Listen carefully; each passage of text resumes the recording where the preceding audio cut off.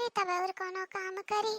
दुल्हनिया ए दुल्हनिया दुल्हनिया रे काव करत ये पता नहीं कान का दिना भर करत रहा था ई कि एक काम नहीं करे सुनात कि एक काम सुनाए पर कब का कहन है कि बिटिया आए बेटा जाई के कुछ खाना पानी बना ढारो लेकिन इनके नानी के सुना नहीं पड़ा है कि सुनाए पर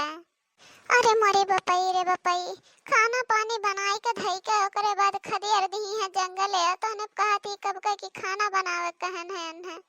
मने बताओ हमहु तो जो होई हमार तो गड़ा मशीन थोड़ी ना होए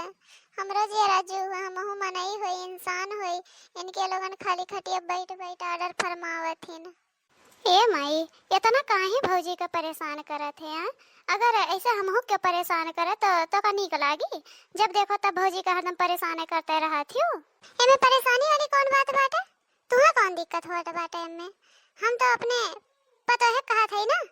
अरे हमहु जानते तू अपने पतो है का तो दूसरे पतो है नहीं कहा थे लेकिन तो हमहु केहू पतो होई ना अगर हम जाब हमरे संगरी हमार ससुर सास ससुर ऐसा करिए तो तुम्हें कैसा ना लागी है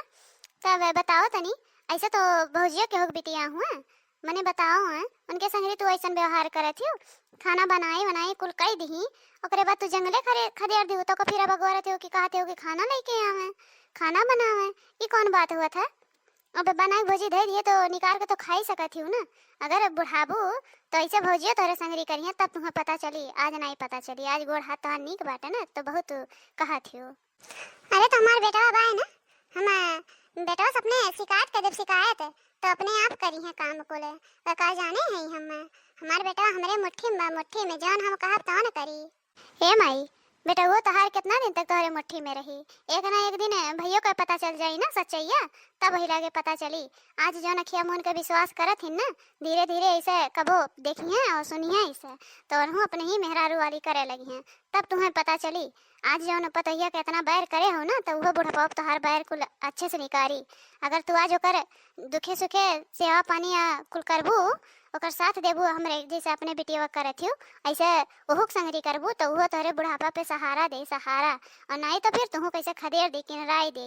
तब चाहे जौन जे कही कोनो फर्क नहीं पड़ी काहे कि जब जवान रहबू तो झलाए रहबू तो बुढ़ापा पे तोहरे किनारे के वाई केहू नहीं आई। इधर तो बिटिया सही बात कहा थी अब हम तो ऐसा न पहली बार सुनन और सोचन जब तोहरे बारे में सोचे लागन तब हमें ऐसा पता चला है अब ऐसा अपने पतोहे संगरी कहियो नहीं करब पतोहे का अब्बा जाते हैं हम अपने पतोहे के लिए लेके आए आराम करियो और हम कुल घर के काम आज करे बाद से जंगले उंगले भेजे भोजे बनाई गैस भराई देव पतो हमारे गैस से खाना बनाई चूल्ही उली बनाई बढ़िया कुछ सुख सुविधा देव अपने पतोहे का अब ऐसा नहीं करब। हाँ माई अगर तू पतोहिया का अपने ख्याल रखबू ना बेटिया ज्यादा तो बुढ़ापा तोहरे पतोहिया कामे आई तोहर बिटिया बेटुआ नहीं कामे आई बेटुआ तो बहरे बहरे रही बाकी लगा तो तोहरे पतोहिया रही तो हिक नाते कहतिन बुढ़ापा सहारा ना बिटिया ना बेटवा हुआ थी पतवा